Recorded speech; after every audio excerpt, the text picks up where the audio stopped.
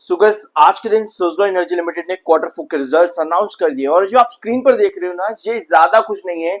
ये कल के दिन का प्री एनालिसिस है, जो हम लोग प्री एनालिसिस ले रहे थे कंपनी के क्वार्टर फोर की पॉसिबिलिटीज का। यहां आप लोगों को नजर आएगा 5500 करोड़ का रिवेन्यू, कि कंपनी को इतना रिवेन्यू देना चाहिए 5500 करोड़ एटलीस्ट। और ये रहा कंपनी का आज के दिन का रिजल्ट। क्वार्टर फोर में कंपनी का रिवेन्यू 5468 करोड़। ओवरऑल अगर आप कंपनी का टोटल इनकम यानी कि अदर इनकम मिलाओगे तो कंपनी ने दिया है एग्जैक्टली 5520 करोड़ का रिवेन्यू, वही जो कंपनी को चाहिए था। ऑल दो ये डिमांड बहुत बड़ी थी, क्योंकि कंपनी का पिछले साल का जो रिवेन्यू था वो 3790 करोड़ पर था और कंपनी ने 42% का ग्रोथ दिया था दिसंबर में। तो एनुअल बेसिस पर हमें 42% का ग्रोथ चाहिए था, जो कि एक नया बेंचमार्क होगा 5500 करोड़ के रिवेन्यू के करीब। तो कंपनी आज के दिन एनुअल बेसिस पर वो रिवेन्यू देने में कामयाब हुई है। रियली कम ये कंपनी कामयाब हुई है। रिवेन्यू फ्रॉम ऑपरेशन कंपनी का 5468 करोड़ है। ये एक्चुअली कंपनी ने दिया आज के दिन, जो कि बहुत बढ़िया और बहुत बड़ा नंबर है। तो ये एक बेंचमार्क कंपनी ने आज के दिन लगाया है। दिसंबर में 4228 करोड़ का रिवेन्यू था, पिछले साल मार्च में 3773 करोड़ का कंपनी ने रिवेन्यू दिया था। तो रिवेन्यूज के अंदर कंपनी का एनुअल जंप जो हो जाता है वो है 45%, यानी कि ईयर ऑन ईयर बेसिस पर कंपनी का ग्रोथ परसेंटेज 45% पर है, जो कि दिसंबर के कंपैरिजन में बढ़िया है। आपको ये ग्रोथ एनुअल बेसिस पर काउंट करना होता है, तो यस कंपनी का एनुअल रिजल्ट इस बार अच्छा आया है ईयर ऑन ईयर बेसिस पर।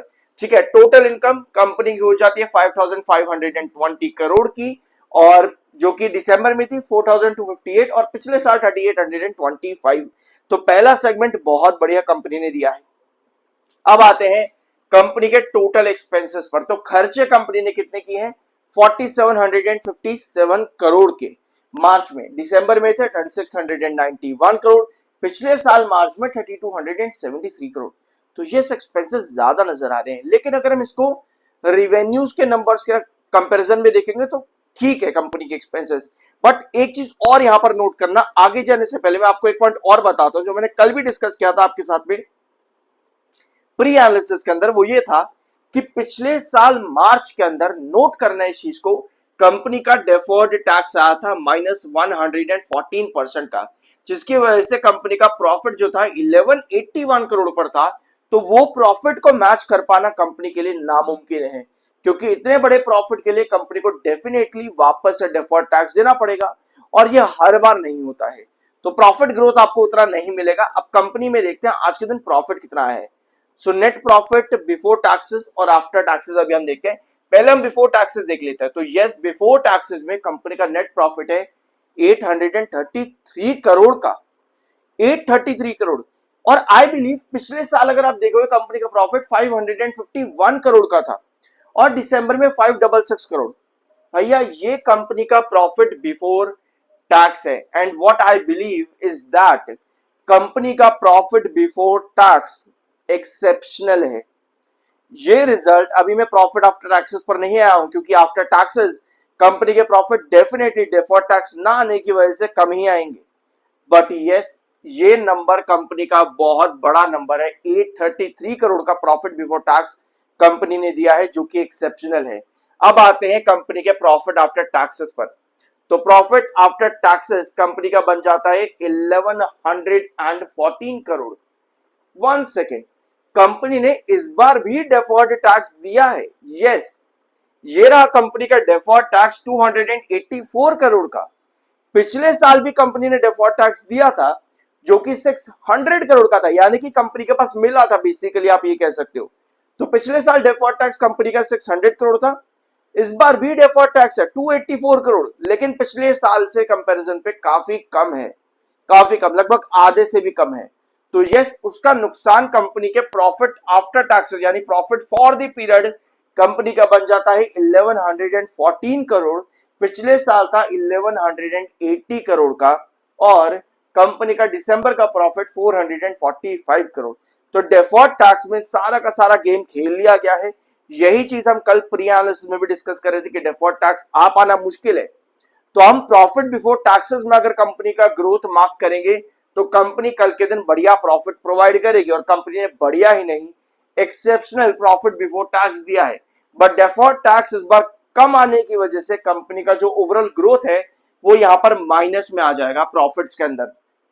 जो एक्चुअल प्रॉफिट ग्रोथ कंपनी का होगा एनुअल बेसिस पर वो माइनस में है, और कितना माइनस में है, ऑलमोस्ट 5.75, लगभग 6%, ऑलमोस्ट 6% कंपनी का एनुअल प्रॉफिट जो है वो ड्रॉप करा है।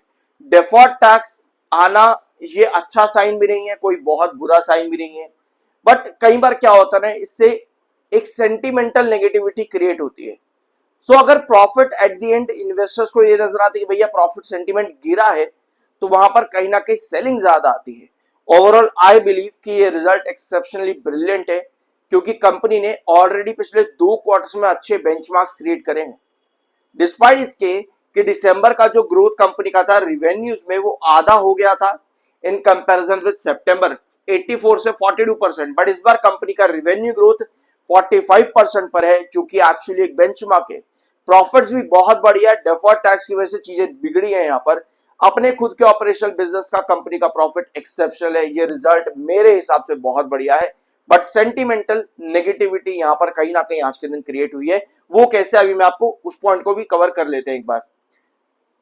पहले फाइनेंशियल ईयर बेसिस पर आते हैं। ऑलराइट, तो कल के दिन हम लोगों ने ये भी डिस्कस किया था कि फाइनेंशियल ईयर बेसिस पर कंपनी ऑलरेडी ऑलमोस्ट 45% का रिवेन्यू ग्रोथ दे रही है। अब कंपनी का रिवेन्यू कितना आया है फाइनेंशियल ईयर 26 में, ठीक है। सो फाइनेंशियल ईयर 26 में कंपनी का रिवेन्यू आया है 16,679 करोड़ का, जो कि लगभग आप इसको एक बार कैलकुलेट कर लेना, ये बनेगा आपका अराउंड 60 करोड़ के आसपास, 60% 62 से लेकर के 60%, तो ये ऑलमोस्ट फ्लैट है मेरे हिसाब से, लगभग फ्लैट। आप इसको एक बार प्रॉपर कैलकुलेट करना।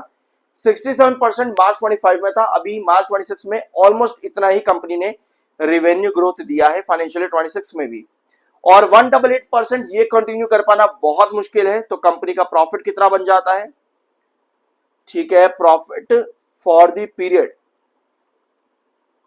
3171 करोड़ का फाइनेंशियल 26 में कंपनी का प्रॉफिट है, जो कि मार्च 25 में 2048 करोड़ का था। तो यहां कंपनी नहीं कॉप अप कर पाती, क्योंकि क्वार्टर 3 में ऑलरेडी कंपनी का प्रॉफिट काफी नीचे चल रहा था फाइनेंशियल ईयर बेसिस के अकॉर्डिंग। तो इतना बड़ा ग्रोथ, देखो बिजनेस जब ग्रो करता है ना किसी भी कंपनी का, तो अचानक से इतने बड़े बड़े ग्रोथ दे पाना मुश्किल है। तो जब आपको दिखता है ना कि कोई स्टॉक बहुत ज्यादा रन दे चुका है, यही लोगों के सवाल रहते हैं कि भाई इतना बड़ा रिटर्न दे करके सुज़लोन एनर्जी आज की डेट में यहां खड़ा है, भैया ये तो ऑपरेटर गेम है। रादर लोग ये चीज भूल जाते हैं कंपनी ने जिस टाइम पर इतना बढ़िया ग्रोथ दिया, भैया 188%, 325%, 293%, कंपनी कहां से उठ करके ग्रोथ दे रही है, कितने नीचे से। तो यस, वो एक्सेप्शनल रिजल्ट की वजह से है, तो शेयर वहां पर भागता दिखता है। ये चीज आपको दिखती है ना, यहाँ पर चार्ट पर अगर आप देखोगे सुज़लोन में, आपको ये रिटर्न्स दिखेंगे। लोग आज भी सुज़लोन में ये वाले रिटर्न्स देख रहे हैं। अब ये रिटर्न्स इसलिए बने क्योंकि कंपनी का बिजनेस एकदम ग्रो करा, अभी भी कंपनी का बिजनेस ग्रो कर रहा है, लेकिन एक एक्सेप्शनल ग्रोथ होता है वो कंपनी ने इस टाइम पीरियड के अंदर दिया। अभी आपने फाइनेंशियल ईयर के प्रॉफिट पर भी वो चीज देखी है, 188%, 300%। अब इतना बड़ा ग्रोथ ला पाना एक बार और अचानक से वो बहुत मुश्किल है। तो इसी वजह से क्या होता है ना, स्टॉक्स में आपको लंबी लंबी करेक्शन देखने को मिलती है, लंबे लंबे टाइम तक स्टॉक कंसोलिडेशन में चले जाता है, और उस बीच में इन्वेस्टर कहते हैं भैया ऑपरेटर गेम है। तो इसी वजह से रिजल्ट्स आपको सिर्फ ये नहीं बताते कि भैया आज रिजल्ट अच्छा है तो कल के दिन बढ़ेगा या गिरेगा। रिजल्ट आपको ओवरऑल ये बताते हैं कि कंपनी लॉन्ग टर्म पर्सपेक्टिव से कैसी है। जिस हिसाब से कंपनी इंक्लाइन रिजल्ट देती है, लॉन्ग टर्म पर्सपेक्टिव उतना बढ़िया होता है। बट अगर कंपनी पहले एक्सेप्शनल बन चुकी है, उसको और एक्सेप्शनल बनाने के लिए एक प्रॉपर ग्रोथ पैटर्न क्रिएट होता है। उसी ग्रोथ पैटर्न के अंदर कहीं ना कहीं सुज़लोन एनर्जी यहां पर अभी है। ये बातें बहुत बेकार लगेंगी सुनने में, क्योंकि आप लोगों को इससे मतलब है कि भाई मुझे ये बता क्या टारगेट होगा, रादर देन की प्रॉपर नॉलेज लेने के अंदर। सब्सक्राइब फिर भी अगर मन करे तो जरूर करना। I am NISM 7 certified. अब आते हैं सुज़लोन एनर्जी लिमिटेड के चार्ट के ऊपर। ऑलराइट, आज के दिन सुज़लोन में हमको दिखा 54.50 दो बार। 54.50 में स्पेशली यहां पर क्यों बोल रहा हूं, क्योंकि ये लेवल हम लोगों ने कल के वीडियो में डिस्कस किया था, ठीक है। 2 मिनट 44 सेकंड के टाइम वीडियो पर आपको ये लेवल दिखेगा यहाँ पर 54.50। ये आज के लिए हम लोगों ने एक लेवल डिस्कस किया था, और दिन में आज 2 बार 54.50 आपका अचीव हुआ है। आज के दिन में 2 बार 54.50 2 बार अचीव हुआ है, एक बार यहां पर और एक बार दिन के आखिर के 1 आवर टाइम फ्रेम पर। दिन के लास्ट में जाकर के एक बड़ा जंप आया था, प्रॉपर सेल ऑफ की तरफ गया, 53.40 पर स्टॉक ने क्लोजिंग दी है। अब 53.40 पर क्लोजिंग तो दे दी, अगर आप डेली टाइम फ्रेम पर देखोगे तो 53.99 पर क्लोजिंग आई है। तो अगर आप लॉन्ग टर्म पैटर्न पर देख रहे हो तो 53.50 के अराउंड पे हमारा इसमें क्रूशल रिजेक्शन था। 53.50 के पास में हमारा एक क्रूशल रिजेक्शन था और जो हमारा इंपॉर्टेंट बेस है वो 51 के आसपास है, 51 पे। ये दो लेवल्स मेरे लिए स्विट्जरलैंड में बहुत ज्यादा इंपॉर्टेंट है। आज दिन में सेलिंग जरूर आई है, लेकिन इस सेलिंग में मुझको जरूर यहां पर कुछ इस तरह की कैंडल मिल सकती है, इसके चांसेस काफी हाई नजर आते हैं, बट उसके बाद में मुझे स्टेबिलिटी की जरूरत रहेगी। अल्टीमेटली 53.50 मुझे यहां पर एक हैंगिंग बेस चाहिए कमिंग सेशन के अंदर।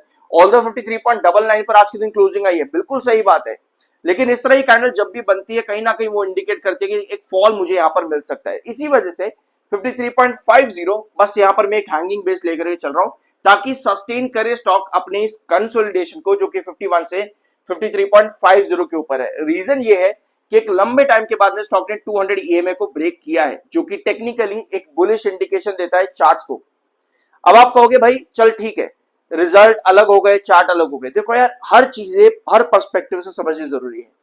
हम सेक्टर की बात करें तो हमको नजर आता है कि मार्केट एक्सपर्ट्स, अलग अलग ब्रोकरेज हाउसेस की जो रिपोर्ट्स है वो बताती है कि जून से सितंबर का महीना बढ़िया रहेगा, बीच में मई का महीना फ्लैट रहेगा। ये चीज हम लगभग एक महीने से डिस्कस करें और एटलीस्ट एक्चुअली आपको मई का महीना पूरा फ्लैट दिखा है, चाहे अडानी पावर हो चाहे सुज़लोन हो, दोनों फ्लैट दिखे हैं। तो अभी जो यहां पर है, चार्ट्स को आप अलग रख सकते हो, आपके जो रिजल्ट्स आए उनको आपके आज के दिन आप अलग रख सकते हो, क्योंकि रिजल्ट्स में एक सेगमेंट बहुत बढ़िया, दूसरा सेगमेंट भी बहुत अच्छा है, बट डेफर्ड टैक्स की वजह से चीजें थोड़ी सी यहां पर सेंटिमेंटल बिगड़ जाती है। बट मेरे हिसाब से रिजल्ट अच्छा है, एक्सेप्शनल ग्रोथ है कंपनी में, बहुत बढ़िया कंपनी ने बिजनेस ग्रो किया है। मेरे हिसाब से रिजल्ट्स A1 है, बहुत बढ़िया, परफेक्ट है। इससे ज्यादा तारीफें मैं नहीं करूंगा, वरना लोग समझते हैं कि भैया अच्छा इतने बढ़िया रिजल्ट है तो मतलब कि 100-200 हो जाएगा। ऐसी बात भी नहीं होती। अच्छे हैं मतलब अच्छे हैं, इसका मतलब टारगेट से कुछ लेना देना नहीं है। इसका मतलब यह है कि लॉन्ग टर्म में अगर कंपनी इसी तरह से ग्रोथ करेगी तब आपको चीजें अच्छी देखने को मिलेंगी। तो ये था आज का इनका वीडियो, होप कुछ नया जानने को मिला होगा। सब्सक्राइब जरूर करना, मिलता अगले वीडियो में।